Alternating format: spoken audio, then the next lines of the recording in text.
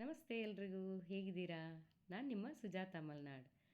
ಇವತ್ತಿನ ವಿಡಿಯೋದಲ್ಲಿ ನಮ್ಮ ಮನೆಯಲ್ಲಿ ಶ್ರೀಕೃಷ್ಣ ಜನ್ಮಾಷ್ಟಮಿಯನ್ನು ಹೇಗೆ ಆಚರಿಸಿದ್ದೀವಿ ಅಂತ ಒಂದು ಪುಟ್ಟ ವಿಡಿಯೋನ ಹಂಚ್ಕೊಳ್ಳೋಣ ಅಂತ ಅನಿಸ್ತು. ಅದಕ್ಕೋಸ್ಕರ ಈ ವಿಡಿಯೋ ಮಾಡ್ತಾಯಿದ್ದೀನಿ.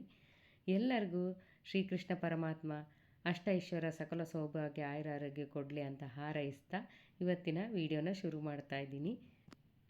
ಅದಕ್ಕಿಂತ ಮೊದಲು ನೀವೇನಾದರೂ ನನ್ನ ಚಾನಲ್ನ ಮೊದಲನೇ ಸಲ ವೀಕ್ಷಣೆ ಮಾಡ್ತಾಯಿದ್ರೆ ದಯವಿಟ್ಟು ಒಂದು ಲೈಕ್ ಮಾಡಿ, ಶೇರ್ ಮಾಡಿ, ಸಬ್ಸ್ಕ್ರೈಬ್ ಮಾಡಿ ಅಂತ ಹೇಳ್ತಾ ವಿಡಿಯೋನ ಶುರು ಮಾಡೋಣ ಬನ್ನಿ.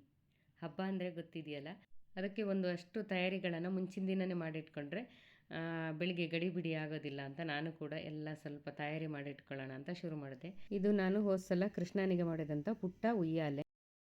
ಇದನ್ನ ಅಟ್ಟದ ಮೇಲೆ ಇಟ್ಟಿದ್ದೆ. ಈಗ ತೆಗೆದು ನೋಡಿದರೆ ಎಲ್ಲ ತಲೆ ಬುಡ ಎಲ್ಲ ಕಳ್ಚೋಗಿದೆ ಮಾರ್ರೆ. ಅದನ್ನೆಲ್ಲ ರಿಪೇರಿ ಮಾಡಬೇಕಲ್ಲ, ಮತ್ತೆಲ್ಲ ಒರೆಸಿಡ್ಬೇಕಂತ ಎಲ್ಲ ಶುರು ಮಾಡ್ಕೊಂಡೆ.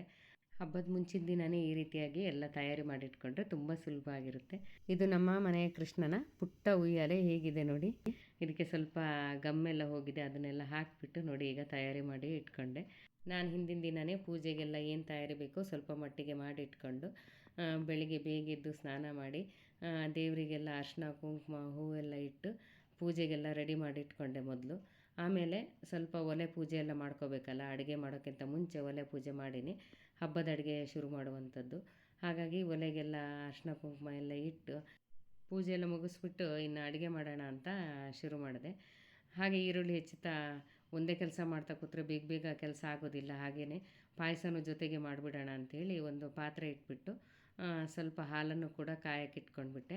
ನಾನಿವತ್ತು ಶಾವಿಗೆ ಪಾಯಸ ಮಾಡ್ತಾಯಿದ್ದೆ, ಹಾಗಾಗಿ ಸ್ವಲ್ಪ ಶಾವಿಗೆನ ಹುರಿದು ಹಾಕ್ಕೋಬೇಕಿತ್ತು. ಅದಕ್ಕೋಸ್ಕರ ತುಪ್ಪ ಇಟ್ಕೊಂಡು ಸ್ವಲ್ಪ ಶಾವಿಗೆನೂ ಕೂಡ ಅದಕ್ಕೆ ಹಾಕಿಬಿಟ್ಟು ಚೆನ್ನಾಗಿ ಬಾಡಿಸ್ಕೊಂಡು ಚೆನ್ನಾಗಿ ಹುರಿದಾದ್ಮೇಲೆ ಅದನ್ನು ಹಾಲಿಗೆ ಹಾಕ್ಕೊಂಡ್ಬಿಟ್ಟೆ.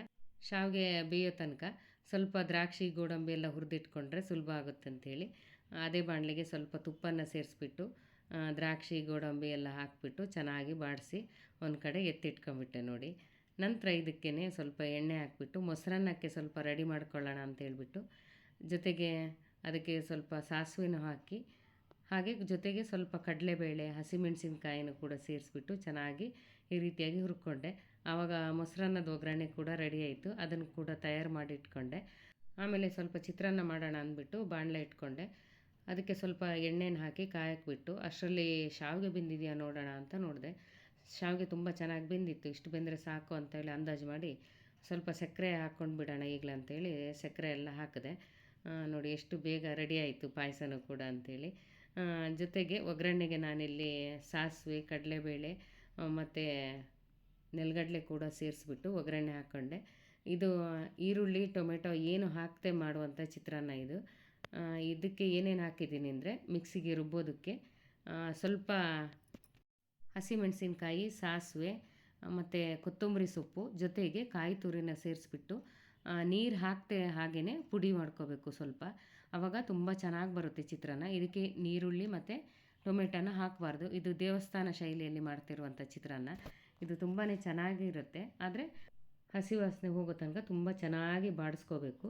ಆವಾಗ ರುಚಿ ತುಂಬ ಚೆನ್ನಾಗಿ ಬರುತ್ತೆ. ನೋಡಿ ಎಷ್ಟು ಚೆನ್ನಾಗಿ ಕಲ್ಲರ್ ಬಂದಿದೆ ನೋಡಿ. ಈ ರೀತಿಯಾಗಿ ಗೊಜ್ಜು ಮಾಡಿಟ್ಕೊಂಡ್ರೆ ಆಮೇಲೆ ಅನ್ನವನ್ನು ಕಲಿಸ್ಬೋದು. ನಾನೀಗ ಗೊಜ್ಜು ರೆಡಿ ಮಾಡಿ ಇಟ್ಕೊಂಡಿದ್ದೀನಿ. ಹಾಗೆ ನೋಡಿ ಈಗ ಪಾಯಸ ಕೂಡ ರೆಡಿ ಆಯಿತು. ಚೆನ್ನಾಗಿ ಬೆಂದಿದೆ ಶಾವಿಗೆನೂ. ಇಷ್ಟಾದರೆ ಮುಗೀತು. ನಂತರ ಇದಕ್ಕೆ ಒಂದು ಚಿಟಿಕೆ ಉಪ್ಪನ್ನು ಕೂಡ ಸೇರಿಸ್ಕೋಬೇಕು. ಉಪ್ಪು ಹಾಕದೇ ಇರಬೇಡಿ, ಪಾಯಸಕ್ಕೆ ಚೆನ್ನಾಗಿರುತ್ತೆ, ಆದರೆ ಜಾಸ್ತಿ ಹಾಕ್ಕೋಬೇಡಿ, ಸ್ವಲ್ಪ ಹಾಕ್ಕೊಳ್ಳಿ. ಇದ್ರ ಜೊತೆಗೆ ಸ್ವಲ್ಪ ಈರುಳ್ಳಿ ಬೋಂಡ ಮಾಡ್ಕೊಳ್ಳೋಣ ಅಂಥೇಳಿ ಒಂದು ಪಾತ್ರೆಗೆ ಈರುಳ್ಳಿ ಹಾಕಿ ಸ್ವಲ್ಪ ಕಡಲೆ ಹಿಟ್ಟು ಜೊತೆಗೆ ಜೀರಿಗೆನೂ ಸ್ವಲ್ಪ ಸೇರಿಸ್ಕೊಂಡು ಉಪ್ಪು ಖಾರದ ಪುಡಿ ಹಾಗೆ ಸ್ವಲ್ಪ ನೀರು ಹಾಕ್ಕೊಂಬಿಟ್ಟು ಚೆನ್ನಾಗಿ ಈ ರೀತಿ ಕಲಸಿಟ್ಕೋಬೇಕು. ನಾನಿಲ್ಲಿ ಸೋಡಾ ಗಿಡ ಏನೂ ಹಾಕಿಲ್ಲ, ಹಾಗೆಯೇ ಬೋಂಡ ಮಾಡ್ತಾಯಿದ್ದೀನಿ ನೋಡಿ. ಈ ರೀತಿಯಾಗಿ ತಯಾರು ಮಾಡಿಟ್ಕೊಂಡೆ. ನಂತರ ಚಿತ್ರಾನ್ನ ಗೊಜ್ಜು ರೆಡಿಯಾಗಿದೆಯಲ್ಲ, ಹಾಗೆಯೇ ಚಿತ್ರಾನ್ನನೂ ಕೂಡ ಕಲಿಸ್ಬಿಟ್ಟು ಆಮೇಲೆ ರೆಡಿ ಮಾಡ್ಕೊಳ್ಳೋಣ ಅಂಥೇಳಿ ಸ್ವಲ್ಪ ನಿಂಬೆಹಣ್ಣು ಹಿಂಡಿಬಿಟ್ಟು ಚಿತ್ರಾನ್ನ ಗೊಜ್ಜನ್ನು ಕಲಿಸ್ತಾ ಇದ್ದೀನಿ. ತುಂಬ ಜಾಸ್ತಿ ಹುಳಿ ಹಿಂಡ್ಕೋಬೇಡಿ, ಒಂದು ಅರ್ಧ ನಿಂಬೆಹಣ್ಣು ಹಿಂಡ್ಕೊಂಡ್ರೆ ಸಾಕಾಗುತ್ತೆ. ಹುಣಸೆ ಹಣ್ಣು ಹಾಕ್ಬೇಡಿ, ನಿಂಬೆಹಣ್ಣು ಹಾಕಿದ್ರೇ ಚೆನ್ನಾಗಿರುತ್ತೆ. ಆಮೇಲೆ ನೋಡಿ ಈ ರೀತಿಯಾಗಿ ಕಲಸಿಟ್ಕೊಂಡ್ರೆ ಚಿತ್ರಾನ್ನನೂ ಕೂಡ ರೆಡಿ ಆಯಿತು. ಆಮೇಲೆ ಮೊಸರನ್ನ ಕಲಿಸ್ಕೋಬೇಕಲ್ಲ, ಒಗ್ಗರಣೆ ರೆಡಿ ಮಾಡಿ ಇಟ್ಟಿದ್ದೆ.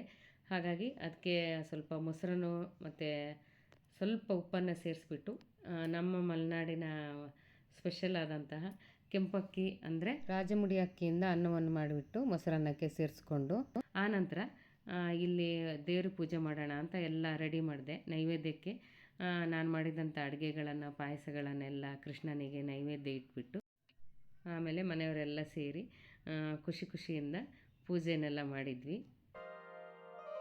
ಮಂಗಳಾರತಿ ತಂದು ಬೆಳಗಿರೆ ಅಂಬುಜಾಸನರಾಡಿಗೆ, ಮಂಗಳಾರತಿ ತಂದು ಬೆಳಗಿರೆ ಅಂಬುಜಾಸನರಾಡಿಗೆ, ಅಂಬೆಗೆ ಜಗದಾಂಬೆಗೆ ಮೂಕಾಂಬೆಗೆ ಶಶಿಬೆಂಬೆಗೆ. ಆಮೇಲೆ ಪೂಜೆ ಎಲ್ಲ ಮುಗ್ದಾದ್ಮೇಲೆ ನಾವು ಮನೆಯಲ್ಲೆಲ್ಲರೂ ಸೇರಿಬಿಟ್ಟು ಈ ರೀತಿಯಾಗಿ ಒಂದು ಫೋಟೋ ಗೀಟ ಎಲ್ಲ ತೆಕ್ಕೊಂಬಿಟ್ಟು ಊಟಕ್ಕೆ ರೆಡಿ ಮಾಡ್ಕೊಳ್ಳೋಣ ಅಂತ ಮಾಡ್ಕೊಂಡ್ವಿ. ಮಾಡಿದಂಥ ಅಡುಗೆಗಳನ್ನೆಲ್ಲ ಇಲ್ಲಿಟ್ಕೊಂಡು ನಾವು ಜೊತೆಗೆ ಕೂತ್ಕೊಂಡು ಊಟ ಮಾಡುವಂಥದ್ದು ನಮ್ಮ ಮನೇಲಿ ಪದ್ಧತಿ. ಹಬ್ಬ ಇರಲಿ ಇಲ್ಲದೇ ಇರಲಿ ಯಾವಾಗಲೂ ನಾವು ಈ ರೀತಿಯಾಗಿ ಜೊತೆಗೆ ಊಟ ಮಾಡ್ತೀವಿ.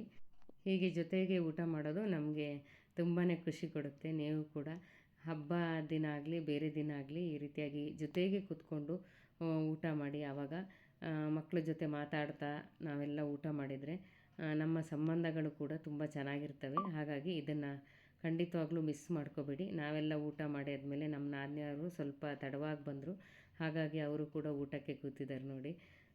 ಹಾಗೆ ಜೊತೆಯಾಗಿ ಸೇರಿ ಹಬ್ಬ ಮಾಡ್ತಾಯಿದ್ರೆ ತುಂಬ ಖುಷಿ ಕೊಡುತ್ತೆ. ಹಾಗೆ ನಮ್ಮ ಮನೆಯ ಜನ್ಮಾಷ್ಟಮಿ ವಿಡಿಯೋ ನಿಮಗೆ ಇಷ್ಟ ಆಗಿದರೆ ಖಂಡಿತವಾಗ್ಲೂ ಒಂದು ಲೈಕ್ ಮಾಡಿ, ನಿಮ್ಮ ಸ್ನೇಹಿತರೊಂದಿಗೆ ಈ ವಿಡಿಯೋನ ಶೇರ್ ಮಾಡೋದಕ್ಕೆ ಮರಿಬೇಡಿ. ಹಾಗೆ ಸಬ್ಸ್ಕ್ರೈಬ್ ಮಾಡಿ ಅಂತ ಹೇಳ್ತಾ ಮುಂದಿನ ವಿಡಿಯೋದಲ್ಲಿ ಸಿಗ್ತೀನಿ. ಎಲ್ಲರಿಗೂ ಶುಭವಾಗಲಿ. ಹೋಗಿ ಬರಲಾ? ನಮಸ್ಕಾರ.